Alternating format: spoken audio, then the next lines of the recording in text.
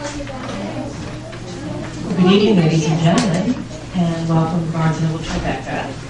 And tonight I have the distinct pleasure of introducing Jessica Burkhart.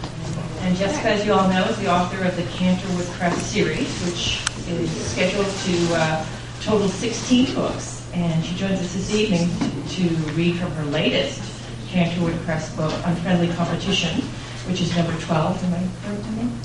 So won't you please join me in welcoming Jessica Burkhart.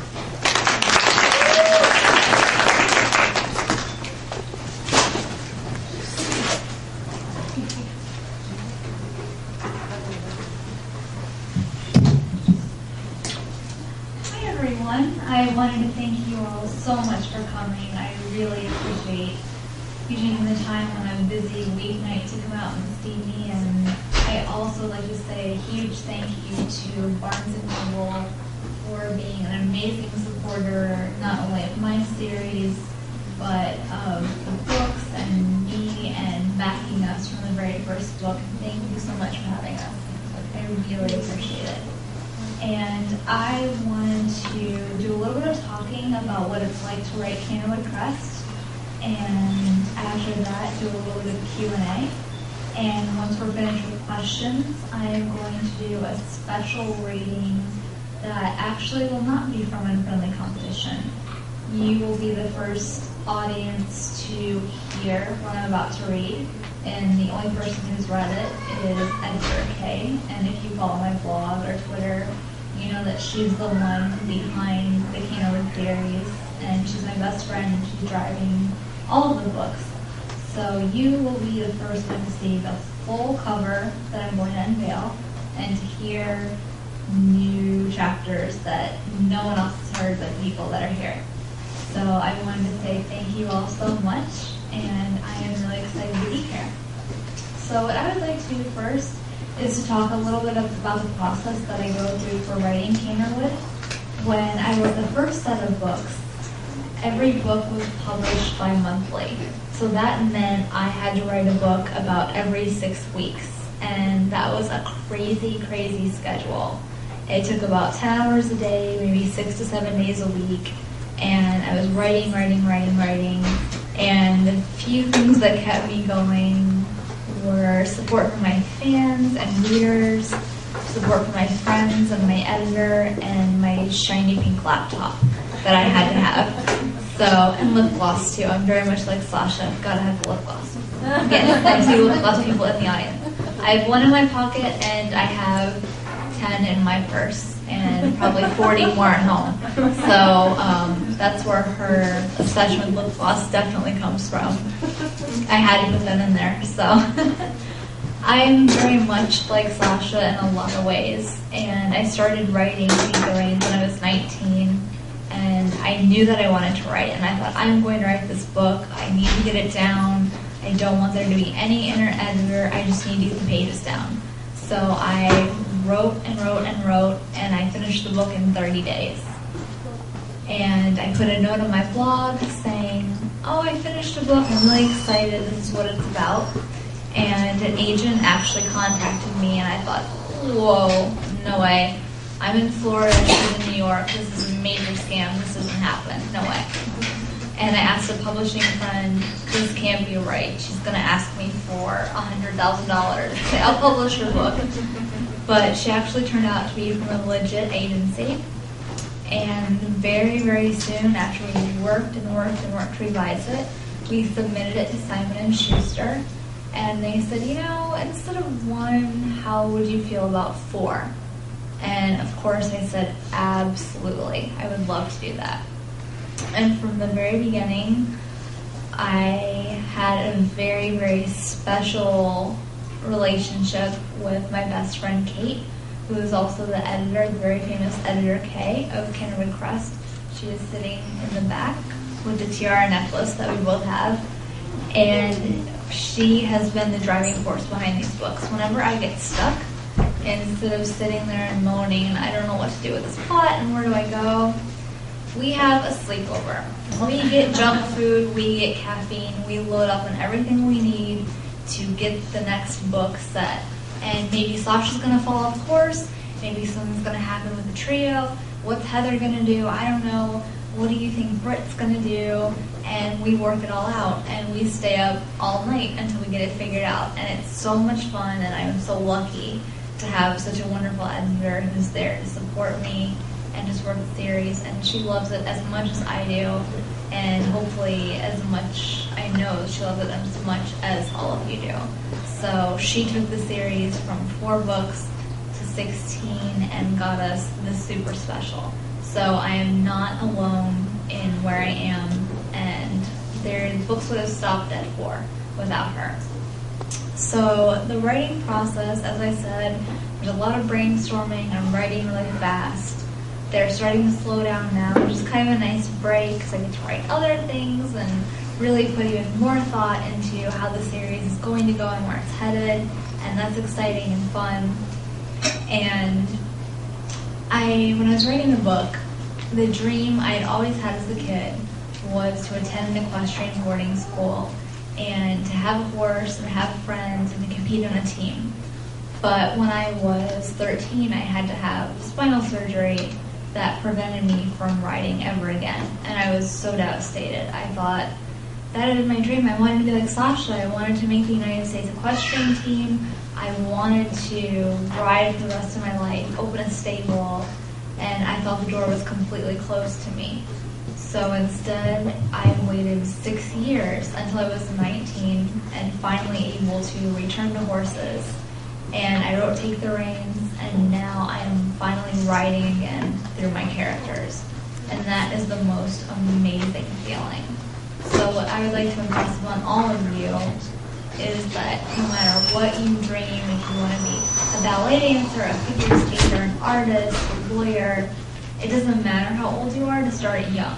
Because I had so many people tell me, you're too young, you're not going to get published, you can't make it, that's not going to happen for you. It can. If you work really hard, it can happen for you. So don't wait if there's something you're passionate about. If it's writing, start keeping a journal, whatever it is, just go after it and you can make it happen. It's out there and you can grab it. And take cues from Sasha. She faces such adversity in the books. She's up against so many different obstacles, mean girls, leaving her family, not having friends around, but she fails a lot, but she continues to pull it together and go after it. So I hope that she kind of offers some guidance and support to all of you and encouragement to follow whatever your dreams are. I want to also let you know that we have another very, very special guest who's sitting in the back of the audience.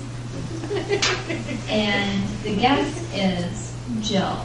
And Jill is amazing because Jill has been our model for Sasha for all 12 books. So Jill, if it's not too embarrassing, would you mind standing up? I'm sorry. That's Sasha, guys. Jill is the most fun. I don't know if you guys have watched any of the vlogs that I put on YouTube, but she is amazing, and we are so lucky to have her as Sasha. She is the face of Sasha. And when I write the books, I see Jill's face and her personality, and I've spent a lot of time with her. When we shoot these covers, they're shot over a 12, 16-hour day. So I've spent a lot of time with her, and I've seen her working, and she is the hardest worker. She works as hard as Sasha. So I'm really, really happy that she's here and that her family is here, and I really appreciate everything that she has put into the series and has made Sasha this universal, likable character. And I couldn't imagine anybody else being a better face for Sasha. So thank you, Jill. Really appreciate it. So I would like to open the floor to a quick Q&A and see if you guys have any questions for me. What inspired you for the trio?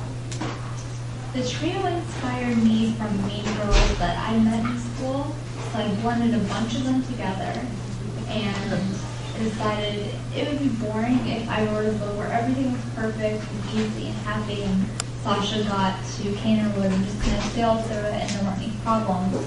But I wanted there to be girls that were mean that she had to deal with. So I did use girls that I met in real life who had been mean to me, I got picked on for wearing my breeches to school because I didn't want to waste time going home to change. And so I was that kind of girl at school. I was dorky with guys like Sasha. I wore, really embarrassing, but in 4th grade I had a sweater that had a giant horse on it with yarn. I didn't have a handle on fashion. Not that I do now, but it was not so great back then. But I wanted her to have some adversity, and as you can see throughout the book, the trio does develop, the mean girls do develop. So have you kind of made up with the trio? Like in the I books, know, like in real life. in real life, I haven't seen them probably from 6th grade. So I have not had any contact with them, but if they would reach out to me, I would absolutely make up with them. There have been a lot of years and a lot of time that has passed in between, and like Sasha, she's not automatically like, I'm done with you, Heather, you're over. She sees that Heather has some problems, and you don't know what people's backgrounds are. So I'd say give somebody a chance. Definitely. Yes. In the 12th book, it says Sasha's favorite lip gloss. Is that yours too? It is my favorite. I had so many tubes of watermelon. I had 3 jumbo tubes. 3 huge tubes of watermelon. It's the best gloss ever. I love it so much. It is definitely my favorite. Where do you come up with the names of the characters? I come up with the names of the characters from watching a lot of TV. But I watch a lot of credits that roll at the end, and if I see a name that I like, I'll take maybe a first name that I like, and then maybe I'll watch another show and see a different last name that I like. So it's just a mix and match of names that I like. And for Sasha, it was a different name that I hadn't heard in a long time being used in the book. And I wanted it to be feminine and pretty and kind of a classic sort of name. So that's how I came up with the name for Sasha. Which book is your favorite to write? My favorite to write was probably Little White Lies. There was so much drama in that book, so much happened, and writing drama is so much fun. I think writing for Heather, especially writing all of those mean lines and things that she does, is a lot of fun because you get to step into that role of being a mean girl for just a little bit. So that is definitely my favorite book. Yeah. Are you planning on writing any other books?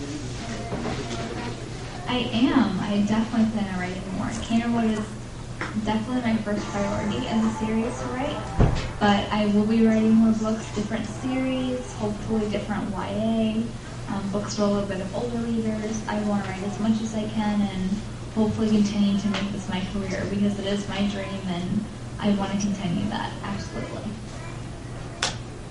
Yes. Do you remember the name of the first pony you ever wrote? Yes, the first pony I ever rode, his name was AJ, or Applejacks, and he was the most stubborn Appaloosa I had ever ridden.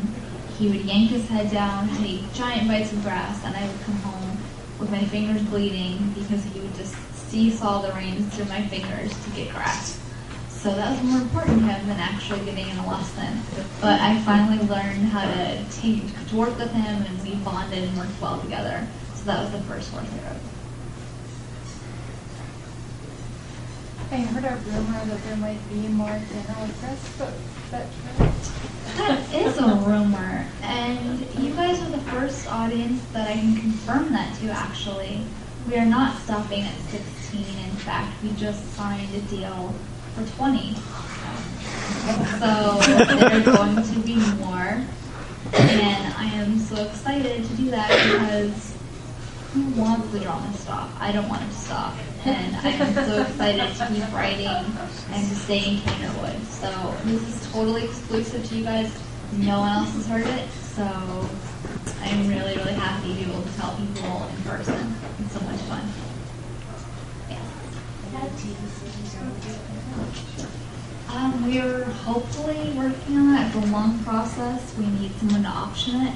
So if that happens, that would be amazing. Fingers crossed for that. I just need a good producer to come along and make me an offer, and so I hope that'll happen. How did you come up with the name Canterwood Crest? The name Canterwood Crest came up